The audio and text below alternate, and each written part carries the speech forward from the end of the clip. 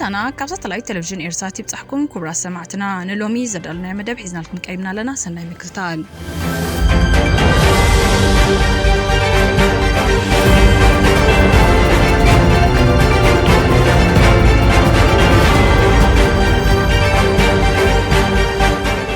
سلام كبرات خطة التلفزيون إيريسات وشت هاجرنا زلو هزبنا أخل وانا وحبريتا مسناقن ناي إيريسات كتقالنت نخنوحس ناي كلنا هاجرا وحلفنت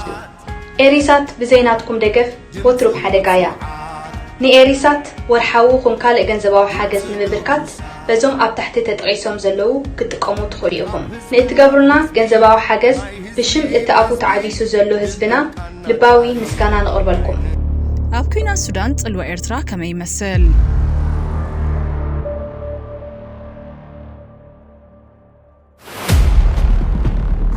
أبزكرب أوان بالعلوة سبسلطان إرتران سودان زكاية زلو ركبات تزمدنا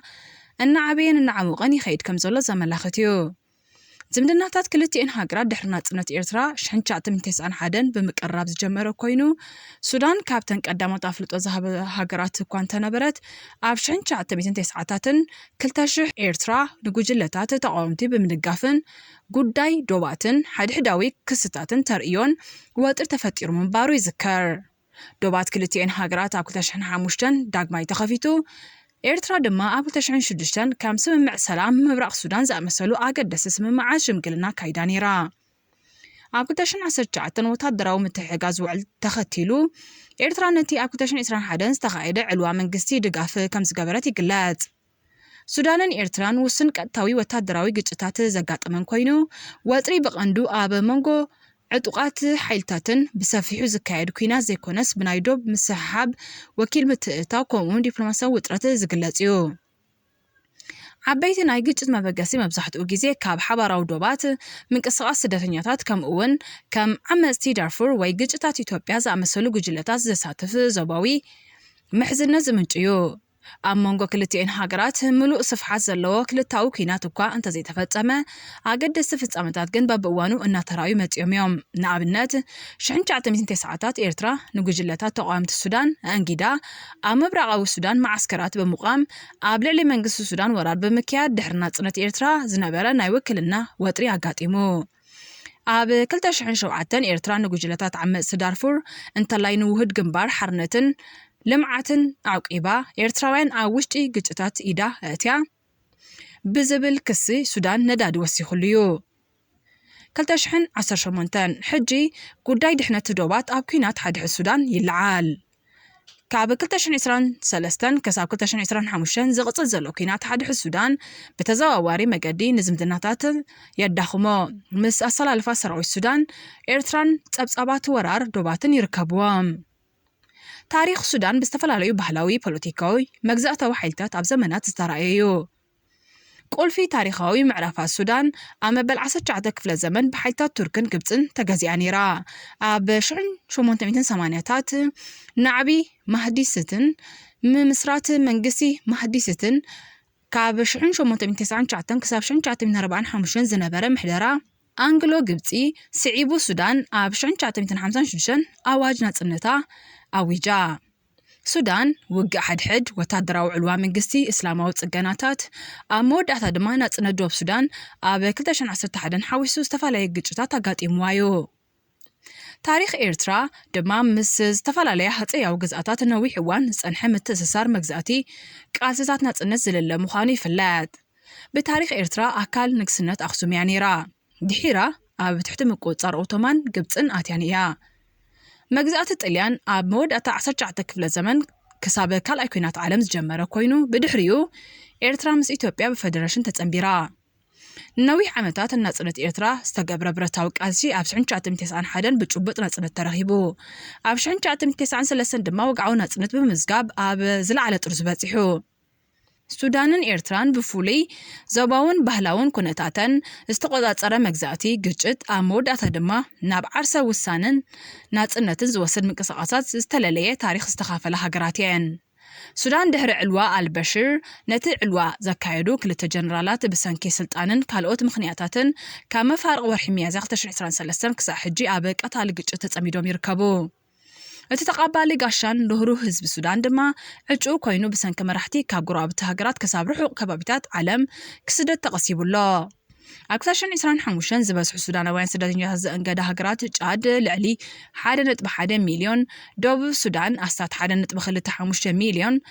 ግብፂ ኣስታት 1.5 ሚልዮን ከምኡውን ኢትዮጵያ ኣስታት 90,000 ሱዳናውያን ስደተኛታት ተቐቢለን ኣለዋ ኡጋንዳን ካልኦት ሃገራትን እውን ንገለ ሱዳናውያን ስደተኛታት እንጊደን ዘለዋ ሃገራት እየን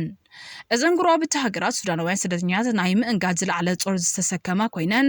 ብቐንዱ ብሰንኪ ጂኦግራፊካዊ ቅርበተን ካብ 2023 ጀሚሩ ኣብ ውሽጢ ሱዳን ዝረአ ዘሎ ግጭታት ኣብ ግምት ብምእታውን እዩ ሱዳን ንባዕላ ካብ ጎረባብቲ ሃገራት ዝመጹ ኣስታት 880,000 ስደተኛታት እውን ንእንጊዳ ከም ዘላ እዩ ዝንገረላ ክሳብ መወዳእታ 2025 ልዕሊ 4 ሚልዮን ሰባት ዶባት ዝሰገሩ ኮይኖም ጫድ ደቡብ ሱዳንን ግብፅን ኣብ 2025 ሱዳናውያን ስደተኛታት ብምቕባል ኣብ ቅድሚት ዝስራዕ ሃገራት እየን ካብ 2023 ጀሚሩ ካብ ዝቕፅል ዘሎ ግጭታት ዝሃደሙ ሱዳናውያን ስደተኛታት ብቐንዱ ኣብ ጎረባብቲ ሃገራትን ከተማታትን ብተወሳኺ ኣብ መላእ ኣፍሪቃን ኬንኡን ክስደዱ ገይርዎም ኣሎ ካልኦት ሚልዮናት ኣብ ውሽጢ ሱዳን ተመዛቢሎም ይርከቡ ሱዳናውያን ስደተኛታት ብሰንኪ ተሪር መልካዊ ስርዓት ኤርትራ ዶብ ሰጊሮም ንዝኣቱ ብሓይሊ ናይ ምስጓግ ዝተሰነደ ታሪክ ብምህላው ናብ ኤርትራ ዝስደዱ ሱዳናውያን ሳሕቲ ተዘይኮይኑ ሃንድራ ኢሉ ናብ ኤርትራ ከኣትው ዝፍትን ሱዳናዊ ብዙሕ ኣይረኣዩን እዚ ቀንዲ ድማ ጉዳይ ውሕስነትን ድሕነትን ኮይኑ ኤርትራ ንትካላት ስደተኛታት ዓለም ክፍቲ ዘይምዃና ሃለዋት እቶም ስደተኛታት ብቐረባ ዝከታተል ስለዘየለን እቶም ቀንዲ ምኽንያታት እዮም ከምኡውን ኣብ ሕሉፍ ዓመታት ንኤርትራውያን ስደተኛታት ኣብ ሃገሮም ዘጋጥሞም ፀገማት እናተገልጸ ብምምፁ ሱዳናውያን ልክዕ ከም ናብ ግብፂ ጫድ ደቡብ ሱዳንን ኢትዮጵያን ዘካይድዎ ጉዕዞ ስደት ናብ ኤርትራ ክስደዱ ኣይመርጡን ኤርትራ ኣብ ትሕቲ ኢሳያስ ኣፈወርቂ ጽኑዕ ቁፅጽር ዶባት ስለ ዝካየድ ኣብ ጉንበት 2023 ኣብ መንጎ ኩናት ሓድሕዝ ሱዳን ልዕሊ 3500 ኤርትራውያንን ሱዳናውያን ካብ ከሰላ ከም ዝተሰጉን ብዙሓት ኣብ ኣስመራ ወይ ተሰነይ ከም ዝተኣስሩን ፀብፀባት ይሕብሩ እቲ ዶብ ገና ኣብ ወጥሪ ዘለዎ ኮይኑ በብእዋኑ ምዕፃው ከምቲ ኣብ 2018 ሱዳን ዝዓፀወቶ ዘይሕጋዊ ምስጋር ደቂ ሰባትን ዘይሕጋዊ ምሕላፍን ብምጥቃስ ከምኡውን ሓደጋታት ዳግመ ምትእታው ምግሃዝ ሰብኣዊ መሰላትን ስእነት ምብፃሕ UNHCRን ኤርትራ ንስደተኛታት ውሕስነት የብላን እቶም ቀንዲ መሰናኽላት ፖለቲካዊ ዓፈና ስርዓት ኤርትራ ንሃደምትን ደለይቲ ፍትሕን ብኸቢድ ዝቐፅዕ ብምዃኑ ሱዳናውያን ዕቑባ ከይሓቱ ዓጊቱ ከም ዝሕዞም ይግለጽ ጸጥታ ዶባት ግጭታት ምስጓግ ወታደራዊ ምቁፅጻርን ኣካላዊ ሓደጋታት ይፈጥር ዘይከምቲ ናብ ጫድ ወይ ኢትዮጵያ ዝወስድ ዝያዳ ክፉት መስመራት ኣብ ኤርትራ ከም የለን መሰረተ ልምዓት ስደተኛታት የለን ዘይከምቲ ሱዳን ልዕሊ 130,000 ኤርትራውያን እትኣንገት ኤርትራ ንዋሕዚ ስደተኛታት ማዕስከራት ወይ ድጋፍ ኣይትህብን የግዳስ መብዛሕትኦም ሱዳናውያን ዋላ እኳ ናይ ገዛ ርእሶም ብድሆታትን እንተሃለዎም ብተዛማዲ ዝሓሸ ኣቀባብላ ንምርካብ ናብ ጫድ ግብፂ ወይ ኢትዮጵያ እዮም ዝስደዱ ዘለዉ ኣብዚ ሕጂ እዋን ኣብ መንጎ ሰራዊት ሱዳንን ሓይልታት ቁጥፍ ደገፍን ዝካየድ ዘሎ ደማዊ ኩናት ሓድሕድ ናብ ሳሳይ ዓመቱ ክጽጋዕ ገለ ኣዋርሕ ተሪፍዎ ኣሎ ኣብ ቀጻሊ ጽዑቕ ውግእ ጥሜትን ሰፊሕ ምምዝባልን ዝልለው ዘሎ ኩነታት ሱዳን ኣሰካፊ ኮይኑ ይቕጽል ኣሎ ሰራዊት ሱዳን ንካርቱም ሓዊሱ ንመብዛሕትኡ ምብራቃውን ማእከላይን ሱዳን ክቆፃፀር እንከሎ ሓይልታት ቁጥፍ ደገፍ ድማ ኣብ መወዳእታ ወርሒ ጥቅምቲ ንኤልፋሸር ድሕሪ መሓዙ ኣብ ምዕራብ ዳርፉር ዓብላልነት ተጎናፂፉሎ ኣብ ከም በዓል ባባኑሳ ዝኣመሰላ ከተማታት ኮርዶፋን ድማ ስትራቴጂካውን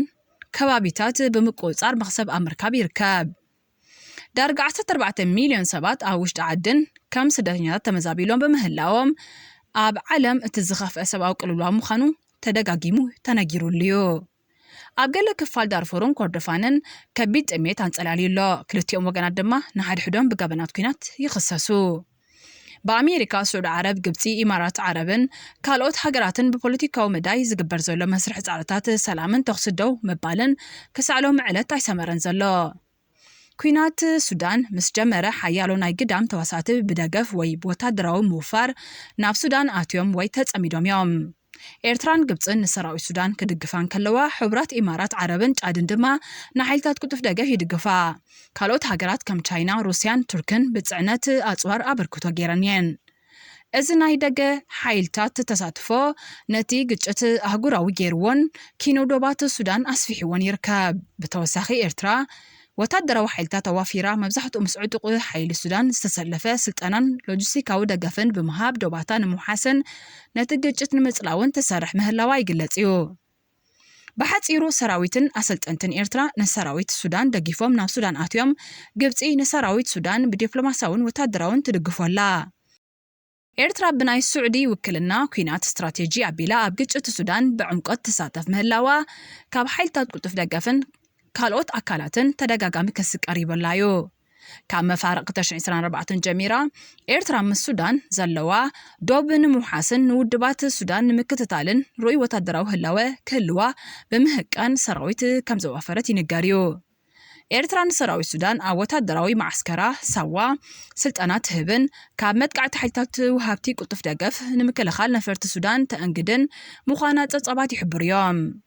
استراتيجيكاوي مخنيات تساطفو إرترا كاب حالتات قلتف دقف زمت سقاطات ناب دوبات إرترا كيبتزح مكالخال صلواتات إثيوبيا أفتو زوبا من مكازة أمسوليوم إرترا آب سودان اتقبرو زالات تقبارات نتي آب قرن أفريقيا ننوي حوان تنحى بزيك التاوي مقدام زعلمك أدو كل الناقينات مخانين قرالو إذن يوكل الناقينات وتسئتو إرترا كم أقداسيت مدبر سرحيتات سراويت سودان كوينا كتاقلقلن أسمرا أبقو داي سودانن زوباون بوليتيكاون استراتيجيكاون تسألوا بمهاب نتيزي رقو قجتات قرن أفريقيا زيادة استحالة لخي قبرا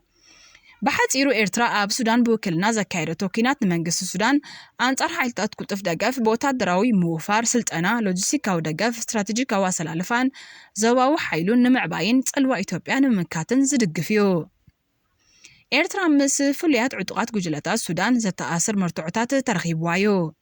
إرترا نبزحت تقامتو ودبا السودان بفلاي أمبرعاو السودان كم التأنقدن زي سلطناتن زقالت أبصاباتي وطيوم بتوسخي حبرات هاجرات إرترات حاباري زي حقاو مسقاقار أطوارن السودان زتصلو عطوقات جوجلتات لوجيستيكاو دقفن سنيدو الله أميازيا كلتاشن إسران سلسان كينا السودان كابز جمرن دحار بقاندو بسانكي تتاوي سكفتاتاتن نطوف زوباتات جيجتن ناب السودان زقاتو ناي واتساي مرحتي كمزي اللوي قلات أو ورحي حدار كلتاشن إسران حمشون بتصرقيانا بورت السودان ستوقعزة بريزنت إساياس أفوركي دحرتي جيجت نمجمرا جيزي بمكينا ناب السودان زباتسحا ناي واتساي مرحي هاجر بمخانو أو اوان كينات بقلتي ناب السودان زقاتوا ناي مجمرا مرحي كخونا خيل والله مبزحتو دبلوماسياوي نتفتاتن زاتن انت الله يزرب قراص شخصي بسانكي قصال تጻوتاتن زيرغو ጸታዊ ኩነታትን ኣብ ውሽጢ ሱዳን ዘይኮነስ ኣብ ሱዳን ወጻኢ ከአብ ከም በዓል ጅዳ ጀኔቫ ከምኡውን ካልኦት ዘባዊ ርእሰ ከተማታት ዝኣመሰሉ ቦታታት እዩ ክካየድ ጸኒሑን ዘሎን ኢሳያስ ብ29 ሕዳር 2025 ዘካየዱ ዑደት ዘለዎ ብልጫታት ምስ መራሒ ልኡላዊ ቤት ምኽሪ ሱዳን ዓብድልፈታሕ አልቡርሃን ክልታዊ ርክብ ዘጠናኸር ኮይኑ ጸጥታዊ ምውሃድ ቁጠባዊ ምትሕግጋዝ ከምኡውን ሓድሕዳዊ ምድግጋፍ አንጻር ቁልጡፍ ደገፍ ይዕብዮ እዚ ጉዕዞ እዚ ኤርትራ ከም ቀንዲ መሓዛ ንዘለዋ ተራ ዘደልድል ኮይኑ ንሓይልታት ሱዳን ብምስልጣን ነፈርቲ ብምእንጋድ ከምኡውን ንዶባት ኤርትራ ዘውሕስን ዞባዊ ጽልዋ ዘዕብን ምዃኑ ይእመነሉ ኣብ ፖርት ሱዳን ዝተገብረ ዑደትን ህዝባዊ ኣቀባብላን ምስ ከም በዓል ኣማሕዳር ዳርፉር ሚኒ ኣርኮ ሚናዊ ዝኣመሰሉ ሰባት ዝግበር ርክብን ነዊሕ ዝጸንሕ ስትራቴጂካዊ ሽርክነትን ይዕብዮ ናይቲ ዝተገብረ ዑደት ሳዕቤን ድማ ምስ ሓይልታት ቁልጡፍ ደገፍን ደገፍቶምን ዘሎ ወጥሪ ዘጋድድን ንኤርትራ ናብ ውክልና ዘለዎም ግጭታት ብዕምቆት ክስሕባን ንሕነ ምፍዳይ መጥቃዕትታት ወይ ዲፕሎማሲያዊ ተነጽሎ ከቃልዓን ዝኽእል ሓደጋታት ኣለዎ ኣብ መንጎ ዘይምርግጋእ ሱዳን ምስ አልቡርሃን ብቅርበት ምስራሕ ንኤርትራ ምስ ካልኦት ዞባዊ ተዋሳእቲ ከም ኢትዮጵያ ወይ ወታደራዊ ተሳትፎ ዝምርምሩ ኣህጉራውያን ኣካላት ዘለዋ ዝምድና ከበላሽዎ ይኽእል እዩ أونتاو قبرمسي نبرتن منقس سودان نعودة إساياس بوعوع سمعي تقبلومو إزدما حيال كلتاو دقف زملكتيو منقس تاو مرخب بوزحان إرترا نتقع زوب أونتا بمسأل زعامو بوليتيكاو تأتاون قطباون موهاد كم حدا سقمتين بزوباو مرقاق مخانو أسميرون عليين علتاوي وي سكفتا زلو قبرمسي إثيوبيا من السودان زلو متأثر أمونغو وطريق أيح بحري بطرطاريات ريو أب كلتاشن إسران حادن استقابره حلوفات عدتات أمريكا أب العلي إساياس أفوركي سراويتو كاب تقراي نخسحب تعطي زفتارلو أبزي كدقام زلو تخلو لعليو زبلو تنتنت بوليتيكا أي سأنونيام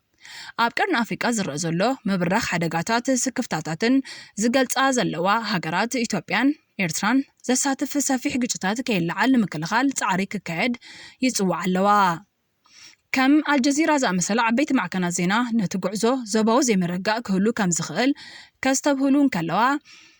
ኣህጉራዊ ምላሽ ድምፂ ኣልቦ ኮይኑ ይቕጽል ኣሎ። ካብቲ ዑደት ዝብገስ ዘይኮነስ ኣብ ሰብኣዊ ቅልውላዋት ዘተኮረ እዩ። ዋላ እኳ ክስተታት ውክልና ኩናት ምጽራይ ክውስኽ ዝኽእል እንተኾነ ክሳዕ ሕጂ ወግዓዊ ዲፕሎማስያዊ ድሕረ ባይታ ሕቡራት ሃገራት ይኹን ምዕራባውያን ሃገራት ዝተወስደ ስጉምቲ ኣይተገልጸን። ሱዳን ክሳዕ መወዳእታ 2024 132,000 ዝተመዝገቡ ኤርትራውያን ስደተኛታትን ሓተቲ ዕቑባን እትአንግድ ኮይና ብሰንኪ ቀጻሊ ግጭት ኣብ 2025 እቲ ኣሃዝ ክጎድል ከም ዝኽእል ይእመን። መብዛሕትኦም ኣብ ደቡባዊ ምብራቕ ሱዳን ኮይኖም 89 ሚእታዊት ኣብ ማዓስከራት 11 ሚእታዊት ድማ ኣብ ከተማታት ይነብሩ። ሓይልታት ቅልጡፍ ደገፍ ኣብ ልዕሊ ኤርትራውያን ደቂ ኣንስትዮን ኣዋልድን ጾታዊ ዓመፅ ከም ዝተፈጸመ ዝሕብር ፀብፀባት ነቲ ኩነታት ኣጋዲድዎ ይርከብ። ኤርትራውያን ኣብ ኤርትራ ብዘሎ ዓፈናን መሪር ጭቆናን ተቐሲቦም ካብ ሃገሮም ይሃድሙን ኣብ ሱዳን ሓደጋታት እውን እናሃለወ ከም መዕቆቢቶም ብምሕሳብ ኣማራጺ ኣልቦ ምርጫ ገይሮም ይርእይዎ ኣለዉ። በንጻሩ ሱዳናውያን ዓዶም ብኹናት ኣብ ትሕመሰሉ ዘላ መቓን ግዜ ተኾነ ናብ ኤርትራ ክኣትዉ ኣይመርጹን እዮም። ኣብ ደቡብ ሱዳን፣ ኢትዮጵያ፣ ጫድ፣ ግብፅን ኡጋንዳን ግን ብዙሓት ተዓቂቦም ይርከቡሎም። ኢሳያስ ሰራዊት ሱዳን አንጻር ሓይልታት ቅልጡፍ ደገፍ ኣብ ዘካይድዎ ዘለዉ ኩናት ሓድሕድ ቀንዲ ደጋፊ መራሒ ልኡላዊ ቤት ምኽሪ ሱዳን ዓብዱልፈታሕ አልቡርሃን ኮይኑ ዝረአ ዘሎ። ኤርትራ ንሰራዊት ሱዳን ወታደራዊ ስልጠና ትህብ፣ ሰራዊትን ነፈርትን ሱዳን ተእንግድ፣ ካልኦት ዝተፈላለዩ ደገፋትን ከም እትህብ ብተደጋጋሚ ብሓይልታት ቅልጡፍ ደገፍ ተኸይሳያ።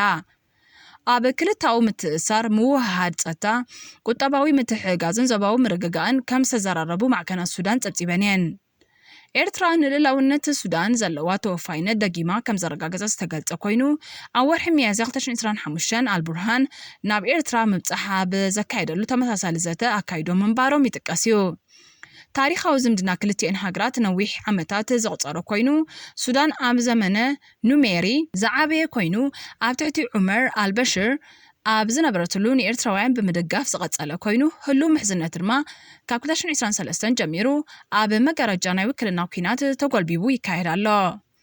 ሱዳንን ኤርትራን ኣብቲ ዝቕጽል ዘሎ ኩናት ሓድሕድ ሱዳን ኣብ ጸጥታ፣ ቁጠባዊ ምትሕግጋዝን ሓድሕዳዊ ምድጋፍን ዘተኮረ ስትራቴጂካዊ ክልታዊ ዝምድና የካይደዋ ከም ዘለዋ ካብ ክልቲአን ሃገራት ዝወፁ ዘለዉ መግለፂታት ምርኣዩ ይከኣል። ዑደት ኢሳያስ ናብ ፖርት ሱዳን ንህዝቢ ሱዳንን መራሕቱን ጽቡቕ ክኸውን ከም ዝኽእል ኣይጠራጥርን እዩ። እንተኾነ ንህዝቢ ኤርትራ ኸ ረብሓ ኣለዎ ዶ ዝብል ሕቶ ክለዓል ግድን እዩ። ሕጂ እውን እንተኾነ ኣብ ሰላምን ጸጥታን ክነብር ዘይክእል ስርዓት ህግደፍ ኣብ ጎረባብቲ ሃገራት ሰላም ክህሉ እንከሎ ስለዘይጥዕሞ ኣብ ግጭት ዘላታ ሃገር ብቐጥታን ብተዘዋዋርን ክሳተፍ ጸኒሑ እዩ። ኣብ ኩናት ሓድሕድ ሱዳን እውን ስርዓት ህግደፍ ኣብ ጎኒ ሰራዊት ሱዳን ብቐጥታን ብተልእኾን ስዑድን ካልኦት ሃገራትን ተሳትፉ ኣሓይሉ ይቕጽለሉ ከም ዘሎ ተንተንቲ ፖለቲካ ይገልጹ።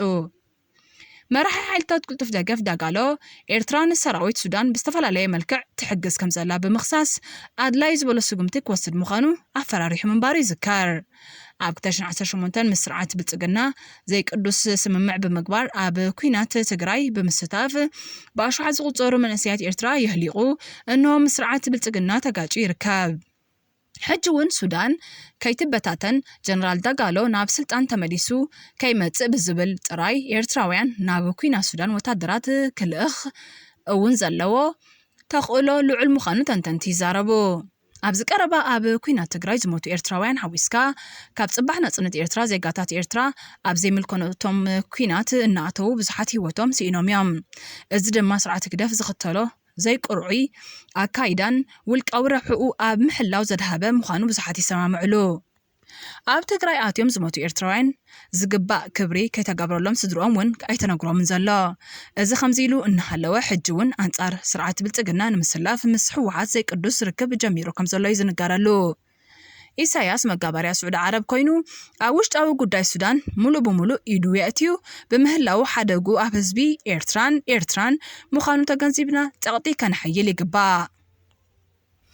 ዝኸበርኩም ተኸታተልትና ንሎሚ ዘዳልናይ መደብ ኣብ ዝተዛዚምሎ ዝቕጽል መደባትና ክትከታተሉ ብኽብሪ ንዕድም።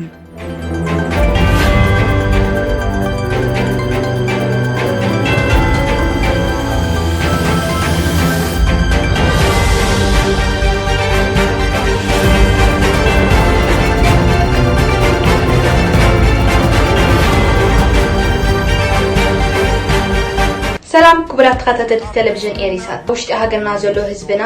እኹል እዋናዊ ሓበሬታ ምስናቕን ናይ ኤሪሳት ቀጻልነት ንኸነውሕዝ ናይ ኩልና ሃገራዊ ሓላፍነት እዩ ኤሪሳት ብዘይናትኩም ደገፍ ወትሩ ብሓደጋያ